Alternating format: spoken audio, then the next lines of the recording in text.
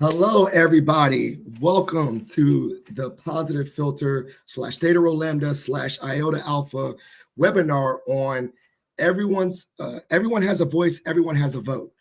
So this webinar tonight is about voter engagement and voter participation. I'm joined by multiple people throughout the Fairfax County area in different sectors, Mason, Fairfax County government, to share their experiences about voting themselves and also ways that you can get engaged. But before we get started, I'd like to have some welcoming words from the president of Theta Rho Lambda, Brother Keith Lang, who will share why we're doing this tonight and why we're hosting this webinar. So Keith, take it away. Good evening, everyone, and thank you to Brother Wilkerson, who's the fall 2017 initiator of our chapter, and we're very proud of the work he's doing. We're here tonight because Voteless People is a Hopeless People is one of our national programs. It's one of our most important programs. It's a program we hold near and dear to our heart, and it's about registering voters, engaging voters, informing voters, and that is especially important in this year's election, obviously. So the Theta Rho Lambda chapter is proud to partner with the Positive Filter podcast and the Iota Alpha chapter at George Mason University on this event, and we look forward to a great discussion.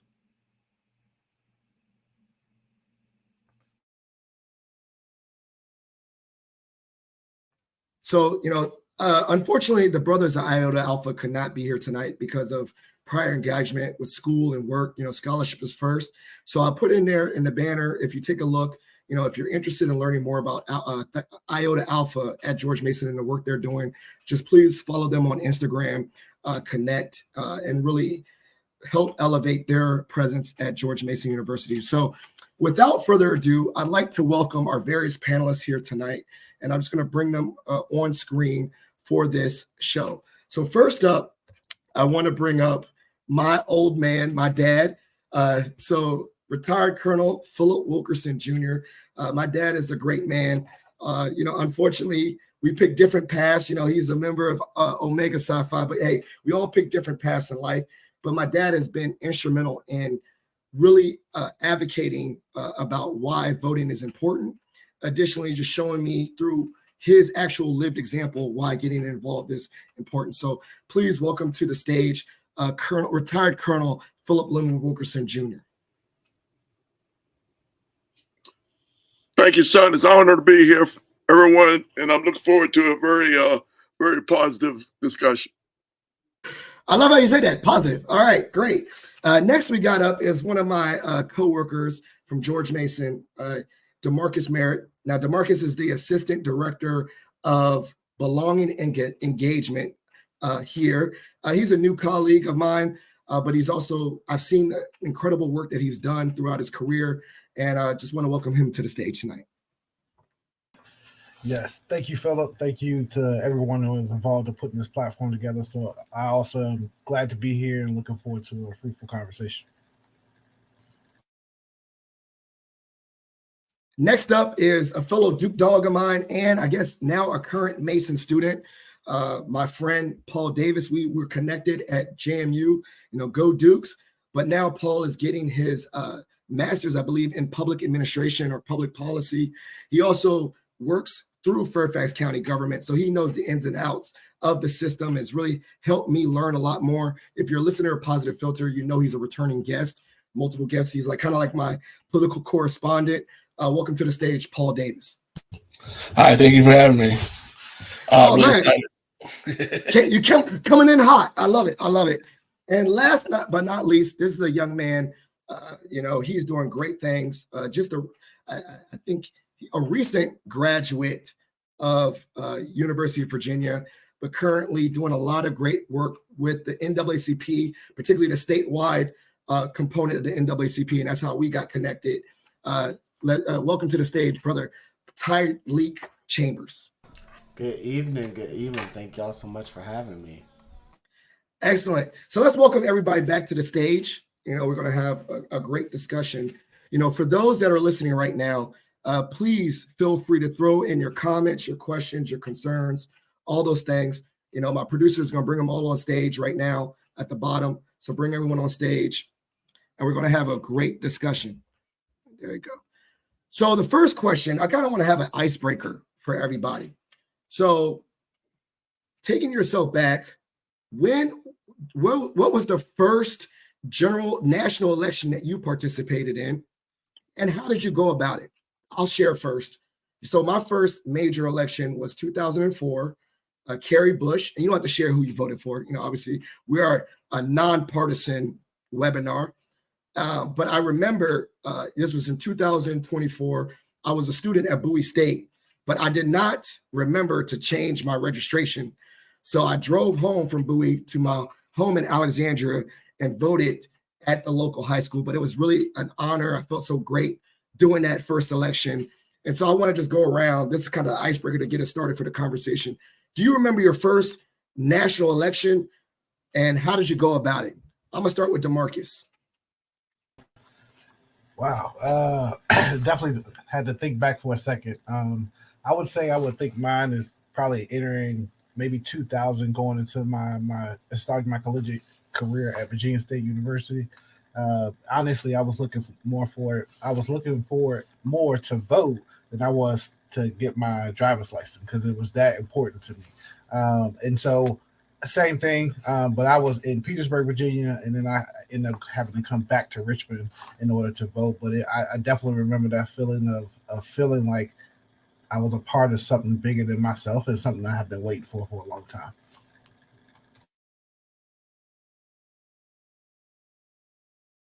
Going up to my dad. Dad, when was the first time you voted in a national election? Do you remember who it was, and how did you go about it?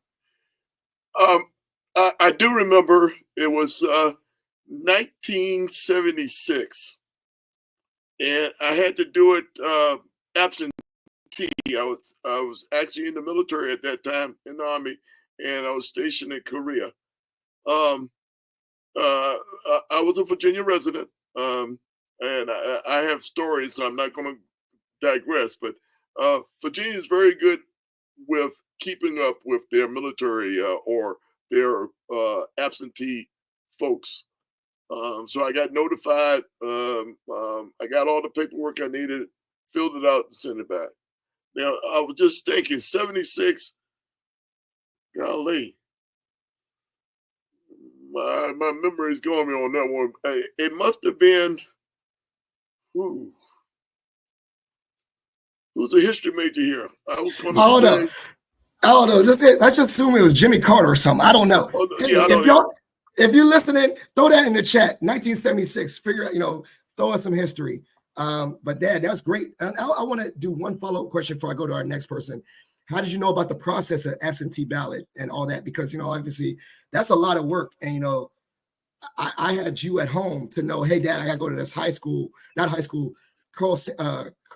Stratford Landing. So I had you at home. Who guided you on that, your first election? Well, interestingly enough, there's a couple of ways to answer that.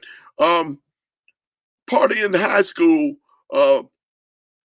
political science was actually a course that was taught to all high school seniors in Virginia during that time. I mean, you had to select it, obviously. I mean, but it was available. I was a BA history major, so I even got even more exposure to the political process because I chose different governmental courses during my college career. So when I entered the military, I mean, I was pretty much, from the history standpoint, I was pretty much up on. I knew that was one of the responsibility of citizenship is to vote. So I kind of kept that up myself. Now, I may be a little naive or different, but I actually did some investigation and made sure that I was registered and that I could vote. I don't know. Does that answer the question? Excellent, Dad. And thank you. Obviously, I think that shows a lot of agency and a lot of thought on your own to do that research. So, Paul, what was your first major election? How did you go about it? Honestly, I can't remember the first one. I always remember me volunteering first, and just the election day process happening and being engaged and helping other people vote. but making sure that I went out and voted. But mostly from a volunteer standpoint, I think it was that Kerry election. I think it was before Obama. But that was kind of where I was volunteering. But that's my first one. And that was the one I was talking about. I think it was Kerry Bush, 2004. So shout out. And I know your age. We're the same age. So yeah, I'm assuming that's the same one. Now we're gonna have the young boy over here, the young boy, Tyleek. I think you probably voted yesterday. Would you just turn 18? I don't know. But Tyleek, when was the first election that you participated in? So the first election that I remember voting in was actually 2018. So it was literally, I think, like 4 or 6 months after my 18th birthday. And I remember because that was the Senate race in Virginia where Tim Kaine had won against Corey Stewart, if I remember correctly. So like, and again, kind of before then, being a part of the NAACP, this was just kind of the expectation that was set, right? Like, turn 18, you exercise your liberties, your right to vote. So I think that was my first like time ever voting period. And I would say like the 2020 presidential election is kind of that kind of next, I guess, milestone for me when it comes to voting. But as soon as I turned 18, I was voting. You spoke to it, and we're going to totally into it. So how did you navigate your first national election during COVID, right? Like that was November of COVID. Can you speak to your experience? And maybe at that point, I'm assuming you were in college. So how did you navigate that as a college student? Because this is part of this is educating for Mason votes as students and stuff. So maybe 2 points. How was that navigating there during COVID? And like, how did you get like excited as a college student? Yeah, I mean, like navigating it in general, right? Our election process, though it is a engaging process, and I find a lot of pride in exercising the right to vote. Like, it can be tedious, right? And then COVID adds a whole other layer on top of it. Thankfully, at the time, the University of Virginia was very adamant when it came to like our COVID regulations, and everybody's getting tested every other day. So, the COVID aspect was a little minor, right? But when it comes to being informed as to like my polling stations, where I needed to vote, right? Registration, deadlines, absentee ballots, all of that information, thankfully, being a part of my NAACP chapter at the University of Virginia at the time, we received a lot of that kind of guidance and resources from our national office. So, I, via proxy of being a part of the NAACP, I had a wealth of knowledge and felt like really, really comfortable and really prepared when it came to, that November 2020 voting. And I think one of the things that we really tried to push on the grounds of the University of Virginia, right, was that additional information, because, polling places people don't know. Sometimes it's on grounds, sometimes it's off of grounds. And grounds is the campus for those who are not UVA, Wahoo alumni. So yeah, I think, I had the privilege of being connected to the NAACP as an organization that prides itself in civic engagement and making sure that young voters especially have the necessary information to, know what they're doing, feel comfortable and confident about exercising their right to vote, and all they really need to focus on is going and exercising their constitutional rights. So hope that answered the question. That is excellent. It did answer my question. And one of my follow-up questions before I asked another question was, as you were mobilizing on the grounds of the yard, or whatever you call UVA, the University of Virginia, did you get any kickback? Did you notice your peers were engaged? Were you caught off guard? He was like, yo, I'm gung-ho about voting, but the people in my classes are not. Talk about that experience as a student trying to mobilize voters in college. Yeah, I mean, I think it's kind of twofold, right? So I think you have the pool of students or my peers, right, who knew about voting, but like was kind of like, everything's rigged. We kind of call them kind of the conspiracy theorists, right? Like, everything's rigged. It's not going to matter anyway, right? And as a native Virginianer myself, right, like, I have the privilege of kind of having a wealth of knowledge about the history of, Virginianers and just, African Americans specifically, right, fighting for the civil liberties for us to exercise our right to vote, right? So I think one of our approaches was first from a point of education, right? So educating our peers about the history of voting in Virginia, right? And how 60, 65, 70 years ago, right, voting as a young black person, right, looks completely different than it can and it does do now, right? So, I think that was the first part. And when it comes to pushback, we really didn't receive a lot of pushback because one of the things with the NAACP, right, we're nonpartisan, right? So we're not going out there and telling folks, hey, you need to register to vote and also vote for so-and-so. It's, hey, we just want to make sure you're registered to vote. Here are the platforms of all of the candidates that are going to be on the ballot. Here's what they stand for. Here's what, they are in favor of, what they're not in favor of, and we leave you all to make your educated guess as to who you want to vote for. But the important thing is that we got you registered to vote. We gave you the information as to where your polling location is, and that we have energized you and informed you, right, of, all the necessary tools for you to make an executive decision as to who has earned your vote, right? I think looking back at my time at UVA, it was more like having to kind of, and I know we're going to get into this a little later, but kind of breaking down a lot of that misinformation or disinformation that exists, whether it's candidate oriented disinformation or misinformation, or just misinformation about our election process in general, and kind of breaking down people's fatigue and distrust of our election system, and really trying to get folks kind of on board when it comes to why exercising our right to vote is so vitally important for our democracy. See, I knew why I got this young man on here, man. He's speaking gems, man. I feel like he's an old soul in a young body. So, Dad, I want to bring you back, because, I know your story. You are a first-generation college student. I don't think we ever talked about this before, but, did your father vote? Did your mom vote? And what was the experience growing up? Did you, did they stress to you about the importance of being as a child growing up? And I appreciate you addressing that, because that's been heavy on my mind. The answer is no. My exposure to voting was historical. For whatever reason, I always enjoyed the history that's growing up. And like I said, I graduated high school in the 60s, and just so happened political science, government courses were actually offered in high school. I don't know if they are now. Mr. Chambers brought up an excellent point. The earlier you start the exposure. So just like, and you didn't mention this, but I'll mention because I'm very proud of it. You and I went to vote together.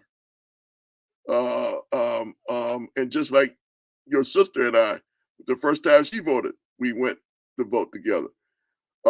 Young people need to see examples of the process, and we have them there. The exposure, the ones that come to the mind are the NAACP, our local churches, our local sororities and fraternities. There are channels where young people get the exposure about voting itself. So I guess the gem I would like for everyone to take from that: the younger you expose, the younger they start. That's how you get the generations to get involved. I mean, that's excellent. I think my kids have been to all the voting except for this one. I did this by myself because I wanted to get out the way. But they've come to everyone. They get the little sticker, and it's a future voter and all that stuff, and exposure, and they get the bake sale outside, so they see the process. And I think that's a great point. It's without being said, if those are listening right now, it's all Black men. You know what I'm saying? Like, we're all Black men on this panel, and we're showing. I think that for me, I wanted to use this as a channel to show that representation of Black men vote. So DeMarcus, my next question is for you. As a Black man, and I'm pretty sure you're well-educated Black man, why do you vote? That's gonna be the thing. Why? What is the point? Why should, as I want you to dial in why should everyone vote, but particularly why you as a Black man feel it's important to vote. Yeah, much to what your father and Tyleek and others have shared. Like, I grew up seeing the demonstration. I wasn't exactly in the poll with my mom. I'm a single mother household, but she always talked to me. My mom didn't take off work a lot of times, but when she did take off, it was either something dealing with the church or she was going to vote. And I knew that was time she was going to, I sit and wait in the car. We didn't talk a lot about like who she voted for and that kind of things, but she was very diligent, as well as some other family members telling me, just make an informed decision. And so, things that you do as a parent, they really do matter. So I remember we didn't talk a lot as far as until I got older in high school and into my college years about the importance of voting. And then really my history teacher in high school and starting on with them as well, they really stressed the importance of voting and how much of a privilege and responsibility it is, because of how much of a fight that it took to get us to a point through voter suffrage and those kind of things, and continued things that we have to continue to battle in order to have that right restored to us and being able to access that. So, and they really painted a big picture, because I used to think that, voting is just this one day, but they really shaped me, especially as I got deeper into my college career, paying attention to your local election, paying attention to how decisions are being made, understand how Congress works, understand how the Senate works, understanding when people put out their agenda, what are they actually doing versus what they said on election day, or what they said up until election day. And so how do you really become invested and pay attention? And it's not just a one-day commitment. I voted, I got my sticker, and I feel good about myself. But also making an informed decision. How do you determine who has the best agenda for America, even if I don't individually benefit? So for me, it's just always just remember every year I kind of go back and look at the 50s, 60s, even before that, of video footage and documentation on how much of a fight it was, and just the digital documentation that has surfaced now about, of people not being allowed to cast a vote, of being treated less than human, not really, the 3/5, and we know the history of that. But it's like, I don't, especially as I got older, I didn't feel like I had an opportunity. I don't have a choice, right? Because they didn't have a choice. So I got to vote on my behalf and their behalf. And also I have 2 sons. And so it's important for me to demonstrate what I saw as well, so they understand that what that right and their responsibility is when they get older as well. I know. And so Paul, you worked it, but now you're actively studying the system. You're getting your master's. So what role does education have in this, as in understanding, particularly for Black men, but also just understanding for everyone, the understanding their rights, the system, why that's important, the inner workings of it. And, talk about your education, particularly right now, that's really driven you to, be active in the process. Sure. I think the whole process, whether it was intentionally or unintentionally done, excuse me, is people oriented, right? And so, a lot of people have spent a lot of time trying to keep us out of the process. But ultimately, we can use those same levels of power to make changes in our community. And so it became very clear to me, especially kind of learning how systems are made and how programs are developed, that if we're not at the table when these decisions are made, they're literally taking resources out of the mouths of our families and putting them other places. And so it's really important that you voice your perspective, and a way of doing that is voting. And so it's just really important to be engaged in the process. Voting is not just one day. It's a lot of different choices that go on, even up to the point where we get to election day, after election day. But even if you look at the ballot in Fairfax County right now, not only are you picking elected officials, but there are 2 bond issues And bonds are a way that local governments use to fund large-scale projects, capital projects. So they're talking about funding the Metro Rail and the Metro buses. Our people use those to get to jobs. If those bonds aren't successful, then we could possibly lose those services.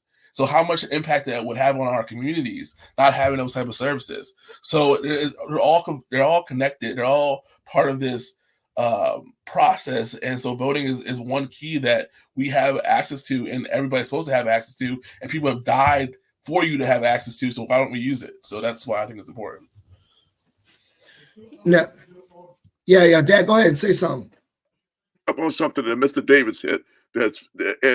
And several people have already said, voting is not just one day. It's like any other thing of value. You got to put the work in. One of the things, a gem, if I could share with, you have to be an informed voter, which means you probably have to do some research. What I have seen mostly as a voting official is people wait to the last moment and try to do a quickie research. The value comes in understanding the second and third order of effect of whatever decision you make. So what I'm saying is like sports, it's like art, it's like anything else. You got to put the work in to get the product. I mean, how many times we heard the athlete, the reason I'm, this and that is because I put the work in. What is the same thing with voting? You got to put the work in. And the work is doing your research, finding out about bond issues, finding out about congressional amendments and what impact that has. Most things you can even find out because politicians love to tell you what they're going to do. You can find out their record of how they vote on certain type of issues. But you got to put the work in. The information's there. You got to dig for it. So, I don't know, Dad. I want to dive into that. And I'm gonna ask Tyleek my next question, but I want to dive into you and ask you another question. It's like you got to put the work in, and the information's there. But I think that we're over inundated with information. So, one, I would like to say, Dad, how do you find your information? And then Tyleek, I have a question for you in regards to information. But like, we got the internet, we got the information highway, whatever. How would you tell someone, across the board, young, old, to find that information, Dad? Well, if you are in Fairfax County, there are several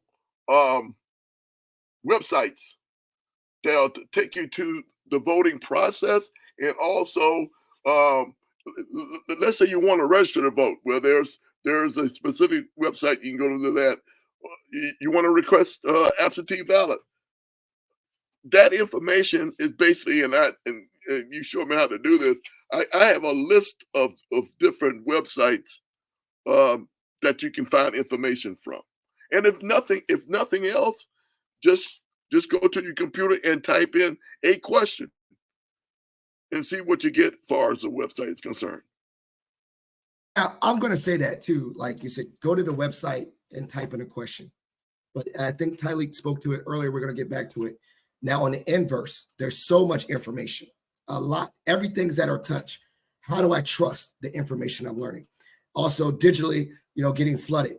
And so Tyleek, talk about a little bit about the importance of citing, going to credible sources, that combating misinformation.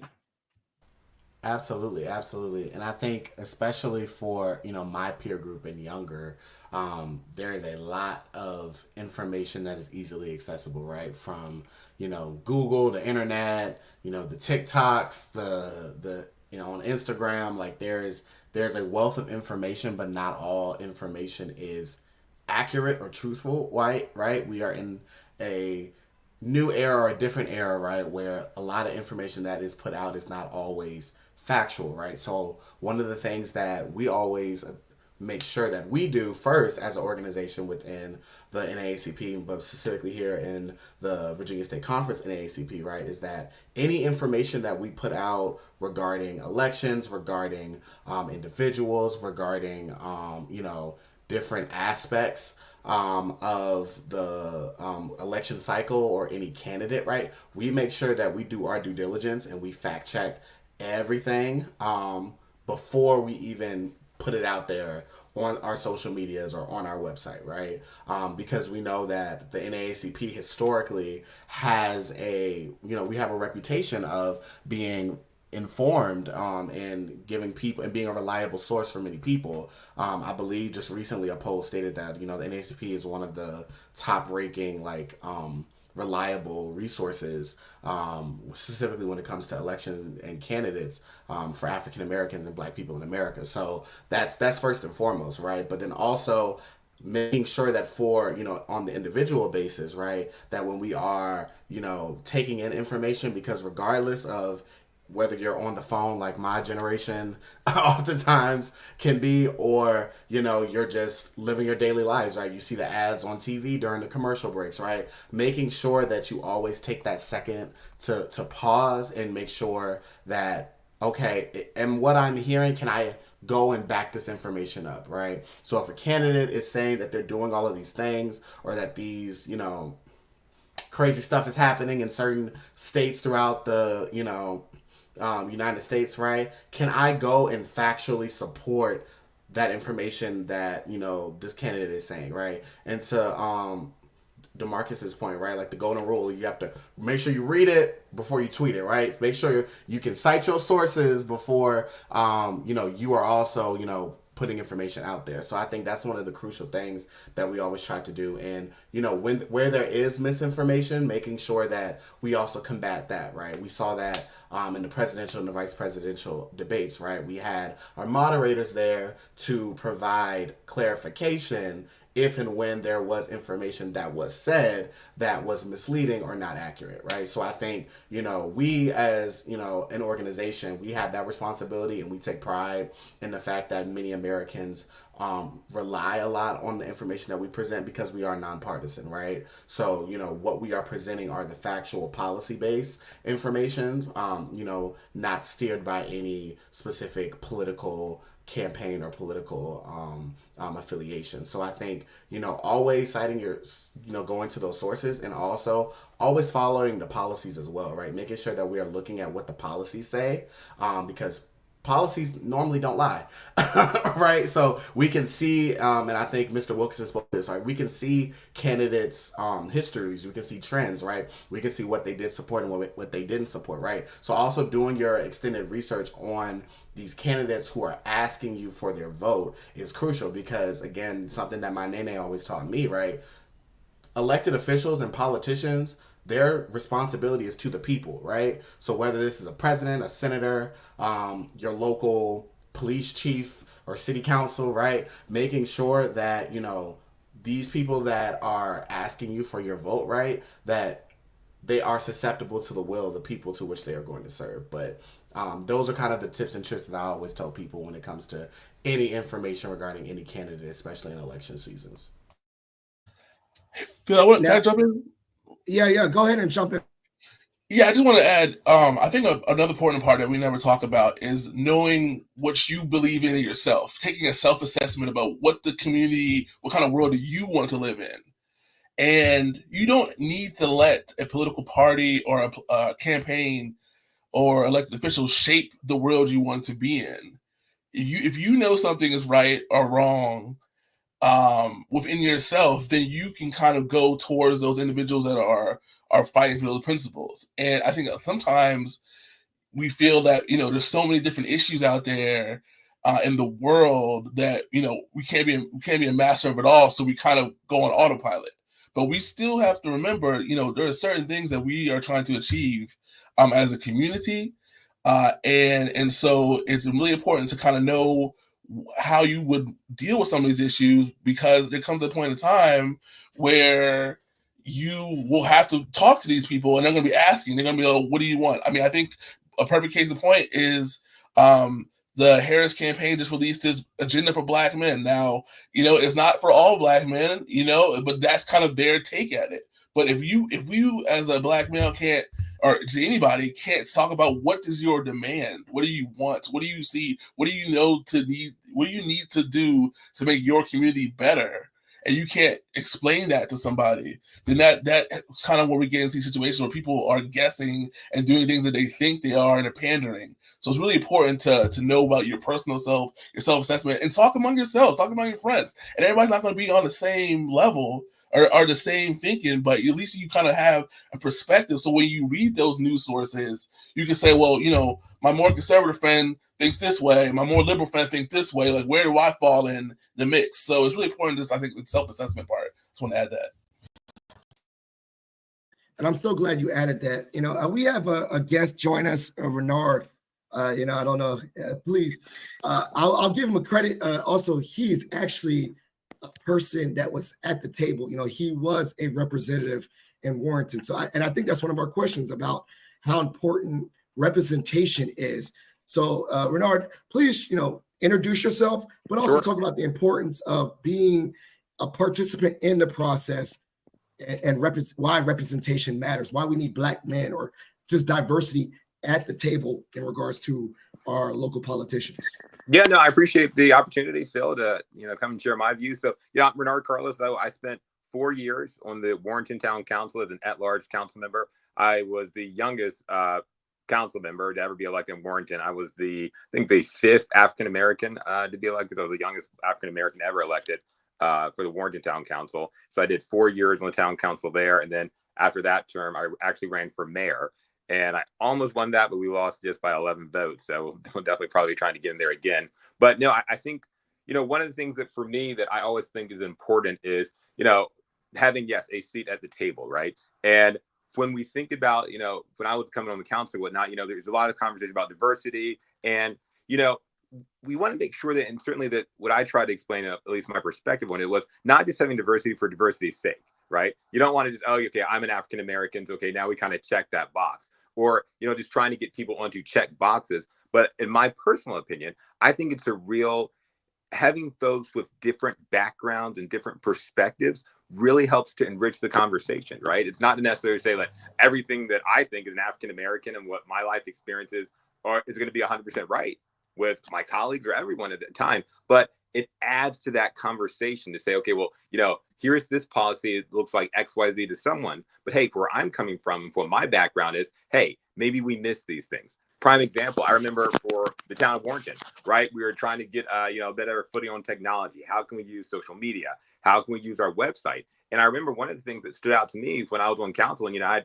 pushed with some other council members to try and make sure that, we were updating our websites, we're, being more, front facing, is when I looked at, our website, I didn't see a whole lot of people that looked like me on there.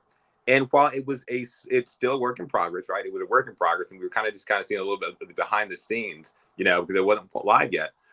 Part of my experience of where I was coming from and having to sit at the table saying, hey, this may not seem like a really big deal to everyone, but hey, seeing folks who look like you represented on, what's supposed to be for an entire town website, hey, that matters, right? When people are thinking about where do I want to live, what does the community look like? Hey, it matters. So I think for that perspective, certainly trying to, again, I would say not underestimating the value as well as African-American men, or not even just African-American men, the African-American women, or whoever you are, of how much your voice matters at the table. I think for my experience, sometimes, yes, while I was the youngest one there to, share my ideas and my thoughts, a lot of times I was met with kind of open arms, or at least open ears to listen, right? And when I would share my views, it wasn't something that was always met with, oh my gosh, that's a terrible idea, or no, we don't like it. It was, hey, thanks for bringing that to our attention. Oh, hey, we didn't see it that way, right? The other thing, if I could mention real quick, Phil, I think, just on the role I think that we as citizens have in your communities, whether it's local government or you're running for state, national, don't underestimate your ability and, the power that you have to really hold these candidates accountable and to say, don't just tell me what you think I want to hear. Hey, ask specific questions. The other thing is there is a huge power in being able to say, hey, I'll listen to you can you swing by my house for 5 or 10 minutes? And you know what? I'm going to invite maybe a dozen of my friends to come and to listen as well. Would you be interested? From someone who's ran for office, I would go, to extreme lengths, to get an opportunity to get in front of people anytime. And so I think sometimes we think, just as voters, like, oh, I'm kind of a small, little cog in the wheel or whatnot. They're not going to go out of their way to see me. Yes, they will. And especially if you're saying, hey, I'd love for you to, to come out and talk. And hey, by the way, I've got a dozen of my friends that I like to invite. Would you be interested? Oftentimes the answer is going to be yes. And so I just say, don't underestimate your power to get these candidates to come and really, share with you, and not just you, but with your friends, families, neighbors. When I remember running for council, even when it was time just to get signatures on ballots, right? And they told me to meet them in the parking lot, obviously be safe. But if it was, hey, I can meet you at Walmart at 1 o'clock and I'm happy to sign your ballot, I'd say, hey, I can absolutely be there. Wherever they were, I, as a candidate, would find a way to make time to be there. So just something to think about for folks that, don't underestimate your power to really engage with folks who are running for office. Well, one, I got to check with my boss, AKA my wife, if I'm inviting politicians to my house and inviting the neighbors, you know what I'm saying? Because she's going to be like, make sure the house is clean. So that's number one. And number two, 11, where's those 11 people at? We need to get them next year. You know what I'm saying? But I think that shows actually the power of one vote, right? That's 11 votes. That could be one household. And I love that you shared that story because 11 can make a difference. I don't know. Whoever wants to answer this question, what do you say to the person that says to this point, they don't listen to me, they as in the government, it's a waste of my time. I'm not going to do it. I'm done. And we see a lot of that disengagement.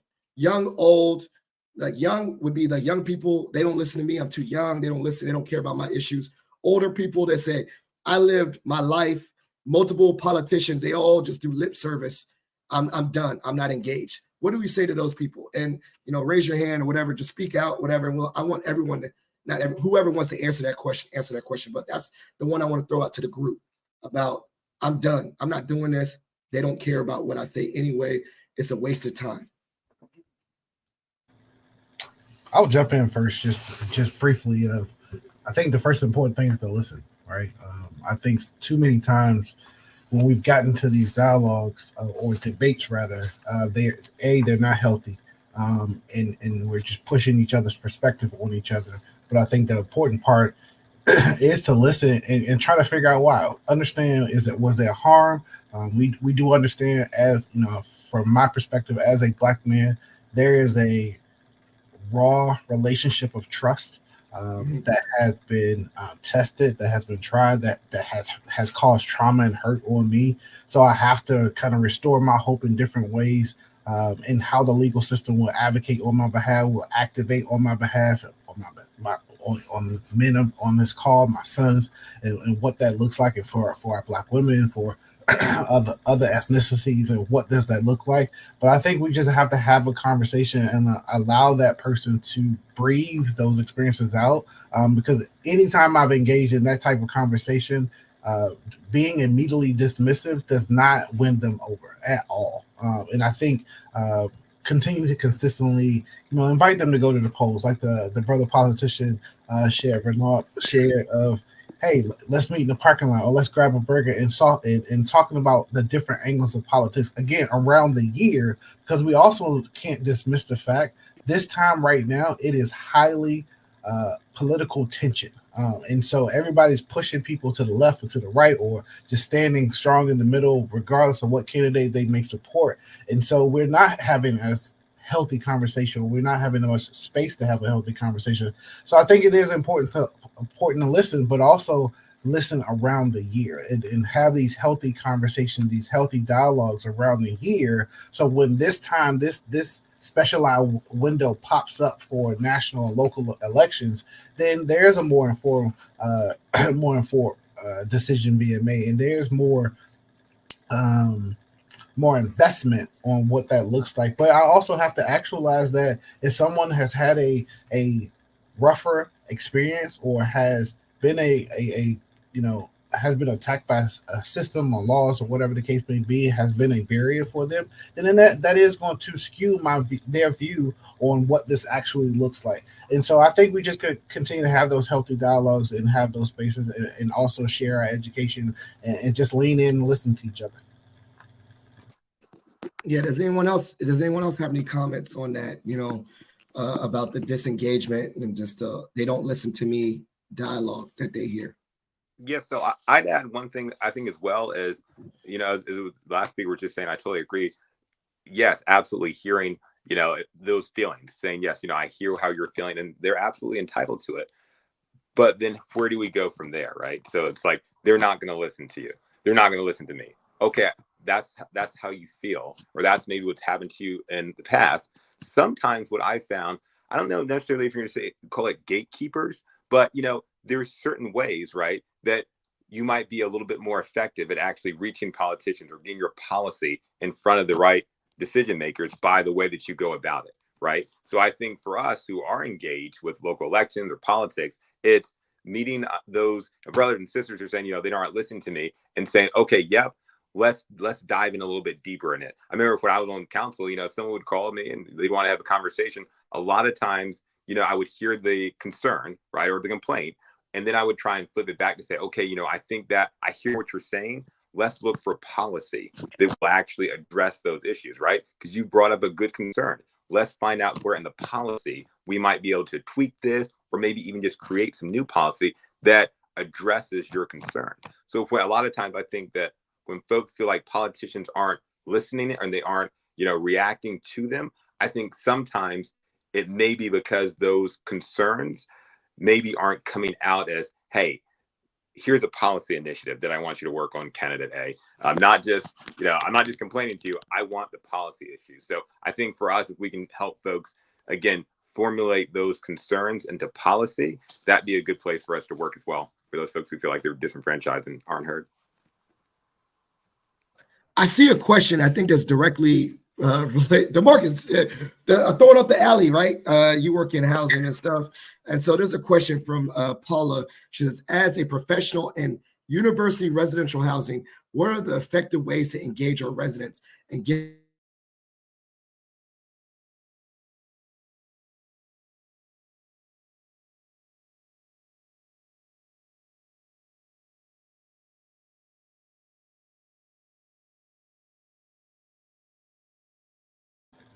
I think the Ice Cold brother has actually frozen. So I think I'm gonna take this. I think he was trying to alley it to me. But thanks for that question, Paula.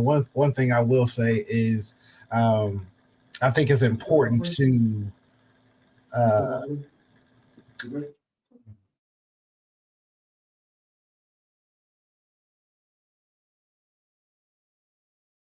there you go. I told the kids get off the internet. DeMarcus, that was yours. Can you answer that question real quick? I got you. Yeah.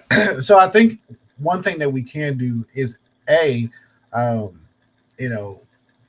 think we have like any of us, much less like our kind of 20 and younger or 25 and younger student population. They don't see a lot of examples of what healthy dialogue looks like, and it's definitely not during the presidential race season, because this is probably a little bit more civil lately, but it's how do we also demonstrate what healthy dialogue looks like? And so because we want to be very mindful not to push opinions and perspectives, because especially 18 and 20-year-olds, they have a very informed opinion, and depending on what they experience in early education, but they also could not, and so they could be just repeating what you tell them to do or making decisions based on what you share.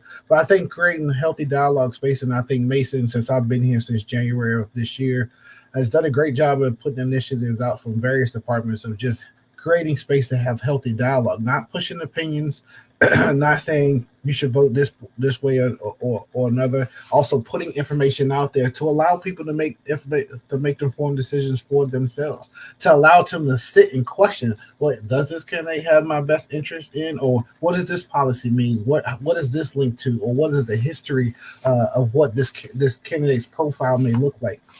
And so I think we create those spaces to allow for exploration. And sometimes, because I don't think our students in my career of being in higher ed for nearly 20 years now, that students are often, they're dictated so much information, they're force fed so much information, whether it's in the classroom or whether other things in other spaces. How do we say, all right, here's a healthy space. We're going to teach not what you should think or how you should vote, but we're going to teach that there is a space for you to have your thought and opinion, but not have respectful dialogue, even if there's disagreement.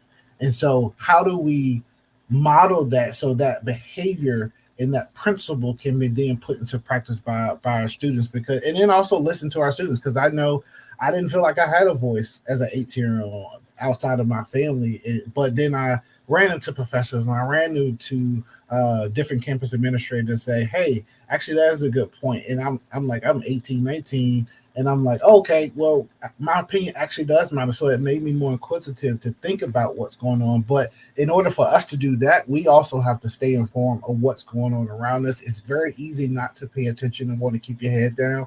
And it can be a lot of over information, as we've shared earlier in this session. But it's important that we pay attention and share those things. And also not assume that people, just because they're 18 and they're studying engineering or they're studying to be a next doctor, that they assume that they know what's going on. So trying to understand where people are, and then providing a level playing ground for us to exchange information and perspectives, and again, sit and lean in and listen. And like Renard said, maybe meeting them in the space where they are in order to share that information and just listen to what they may say, what they may be thinking or feeling towards the voting process as well.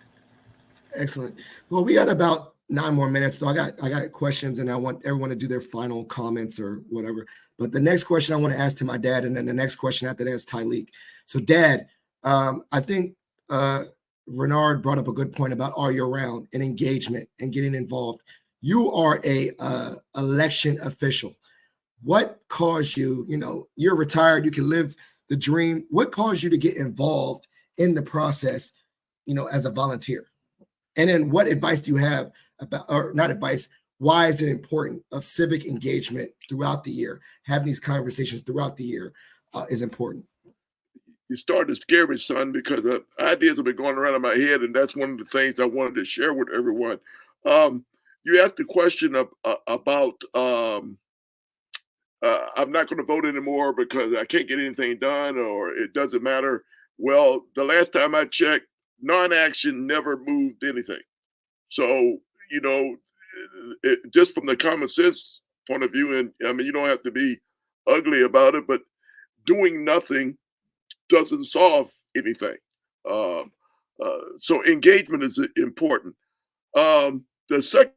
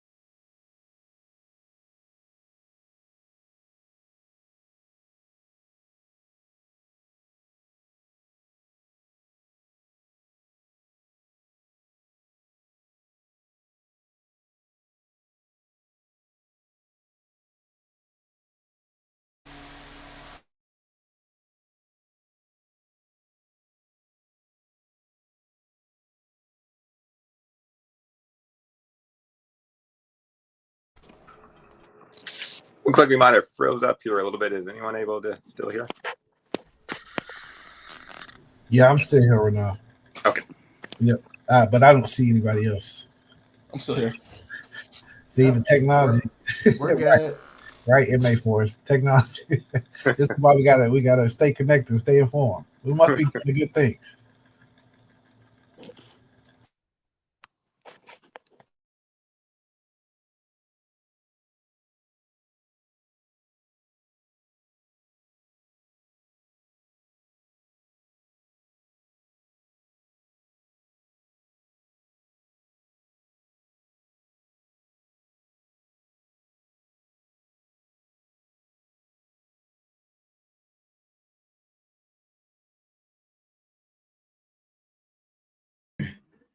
There you go. Y'all, I ain't gonna lie. Y'all just missed my dad dropping mad gems, and he was still going with the computer off. Like, I don't know. Technology, I told my kids get off their devices. And so where my dad at? Is he still there? My dad's not there. I'm going to ask this last question because this is crazy, and then we'll just go ahead and wrap it up because I think I got too much Wi-Fi. My last question is for Brother Tyleek, and then I'll try to get my dad in here. We got Miss Lightfoot.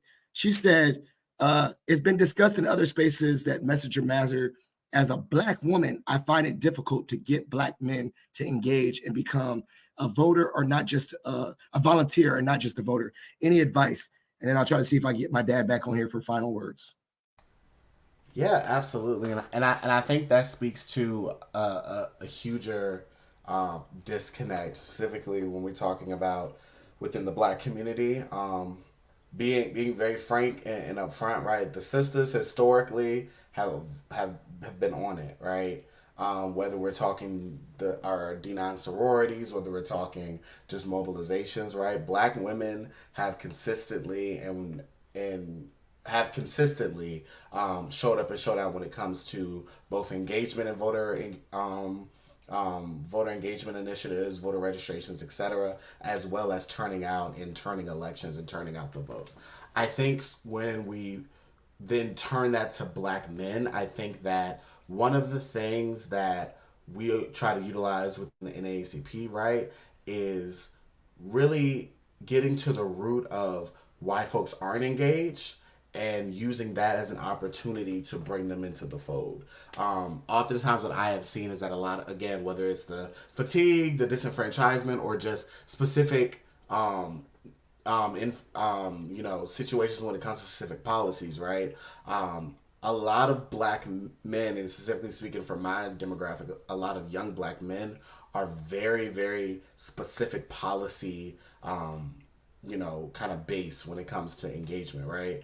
And think that, oh, well, if they're not focusing on this, then what's the point of me voting, right? Or what's the point of me getting engaged because this is my focus? And I think that one of the things that we always try to, that I try to utilize in all the conversation that I have is kind of bringing that full circle, right? When it comes to as Black people in general, right? How many people that came before us had to fight so vehemently, right? Black men, Black women, to even give us the opportunity to go to the polls, right? So I think that, Ms. Lightfoot, one of the biggest advice, and again, Messenger could matter for certain demographics, especially if we're talking about, 18, 19-year-old young men, right? But I do think that, one of the best advice that I could give you and any Black women who are interested in engaging and mobilizing young Black men specifically, right, is, opening up and doing what Mr. DeMarcus had mentioned, right, when it comes to, like, opening up that open communication and dialogue, right, as to why they don't opt in, right? What is it about our election process that, they feel any hesitancy about, right? And then per those conversations, that will then allow them the opportunity to engage in further analysis, further discussions that will hopefully then expose them and open them up to wanting to learn and continue to engage. That's all I got. You just got to continue to have the conversations. I don't know, man. I think we got too much. I think the oppressors is trying to hold us down. So I'm going to respect everyone. I think that if I could, I will say some parting words, have everyone on stage. Wrap this up. I don't know, man. The kids question my Wi-Fi. I want to say this. This has been a great dialogue. And obviously the conversation doesn't start. For those that weren't able to make it live, I'm going to edit all those weird, awkward gaps out, and I will upload the audio to Spotify. I want to say a thank you to all our panelists tonight. For a great conversation, minus the technical errors, but this was I think most of it, I'll say, let's give it a 95% good with 5% trash Wi-Fi. Blame my house and no Wi-Fi extender. And I wanted to give an opportunity to give everyone a last minute shout out, but I think I'm scared of my Wi-Fi. So I'm going to do that while I have some good Wi-Fi. So Paul, thank you for your service and what you're doing in the county. Good luck to you in your studies. Bernard, thank you so much for what you're doing.